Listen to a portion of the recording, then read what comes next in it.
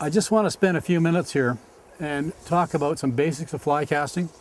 In this little episode here, I'm going to talk about two of the real key things to make you a better fly caster. The first thing I want to talk about is moving your rod tip in a straight line. So from the forward point here to your back cast, you want the rod tip to move in a straight line. Okay. Same from the back cast to here, straight line. That's one of the really key things.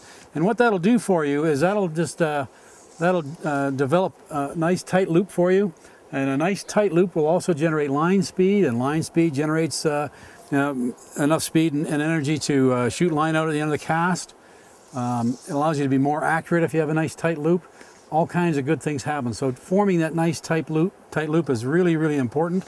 And the best way to do that is to move your rod tip in a straight line through its travel. The second real important thing that you have to do is on your back cast is you have to stop the rod. I like to stop it up fairly high here on shorter casts, a little bit further back on longer casts. But the key is to stop it and leave it there. And when you watch me cast, I stop it, and just for that instant, while the line's straightening out, the rod stops and stays right in the same spot. And I'll show you a couple of faults that people have that you can watch yourself. And if you can ever videotape yourself like this and then watch your casting, it's a great way to troubleshoot your own casting. So what I want to do here is unhook the fly from my leg.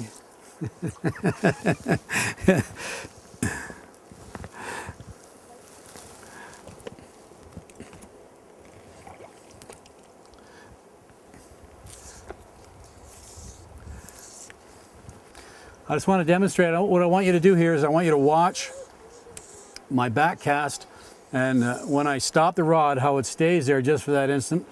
And then on the forward cast, the same thing happens. So watch it here. Stop and leave it there. Okay? Stop and leave it there on the back cast. Now let's watch the forward cast. You stop and leave it there, just while line's straightening out. Okay? Two faults that people have, especially on the back cast, is not stopping the rod up soon enough when they should to allow the rod to cast the fly line and generate that nice tight loop. What they do is they tend to come back and break their wrists here, this wide open angle here on their wrist, and the rod's back parallel with on the water in the back cast, and all that's doing is setting you up for a nice big wide open cast and a big wide open loop like that, and it just simply does not work. Another thing that a lot of people do is instead of stopping the rod and leaving it there, it either bounces forward or they creep forward a little bit, and then they start their forward cast from here instead of back there. So they're actually robbing themselves of part of their stroke. And so they don't have enough stroke to their forward cast, and it simply doesn't work. So a lot of people, they'll do that and they'll bounce forward like this. Now what it does, it throws that loop in your line. Okay, it gives you that goofy loop in your line there, so you're not coming forward on a nice straight tight line. You've got to take that slack out of it first. Plus you don't have as much stroke left because you've robbed yourself of this much of it. So it's it's a bad thing to do, and a lot of people do that. So do not creep forward, leave it there, and start right from there to come forward. Very important thing. Okay, now, the last thing I want to talk about in this little episode is basically the width of your rod movement.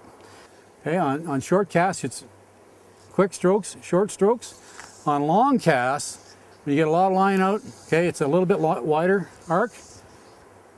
Okay, and a little bit slower pace to it. All right, so just remember that on long casts, you got to lengthen that stroke out a little bit and slow it down. And another thing that you might want to do is right at the end, I'm just going to stop things and right at the back here and show you right there, is you can just let that rod drift out, look at it a little bit. Okay, so watch for that. I'm going to stop there. I'm going to stop my motion, but let the rod drift like this a little bit and extend my arm.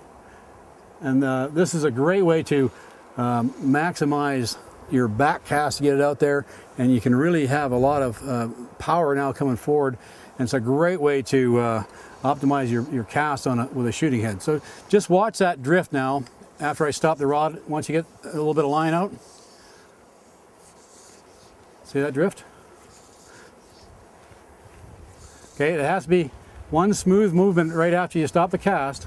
Okay, you don't want to stop in there and then poke it. It's got to be all one continuous movement. If you watch Lefty Cray cast, that's how he does it. He gets it way back here and really zips it forward. Okay, so Remember that little bit of a drift at the end? Just almost push the rod out straight up the length of the rod.